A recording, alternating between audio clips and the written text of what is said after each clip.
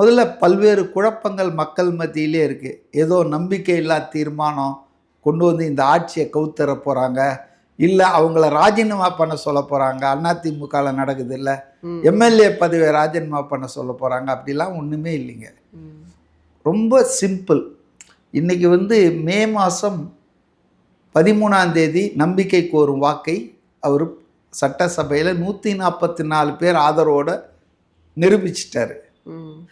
இனி ஒரு 6 மாதத்துக்கு no confidence motion again this government யாரும் கொண்டு வர முடியாது எதிர்கட்சிகள். ஏன்னா டெய்லி கொண்டு வந்துட்டு இருக்க முடியாது. ஒரு முறை நிரூபித்தாச்சுன்னா குறைந்தது 6 மாதத்துக்கு அதுக்கப்புறம் தான் நீங்கள் எதாவது பண்ண முடியும்.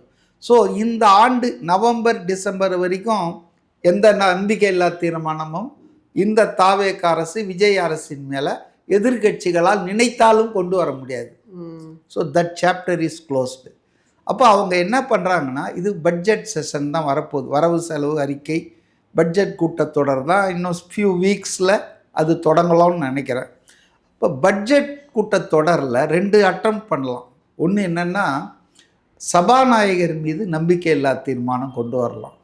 ஏன்னா அதுக்கு எந்த தடையும் இல்லை. அப்படிதான் இவங்க பிளான் பண்ணாங்க. அதான் இல்லை அது மட்டும் இல்லை, அவங்க வேறு பிளான்லாம் பண்ணியிருப்பாங்க. இது வெளியே வந்திருக்குது. சபாநாயகர் அதாவது டீஸ்டெபிளைஸ் திஸ் கவர்மெண்ட்.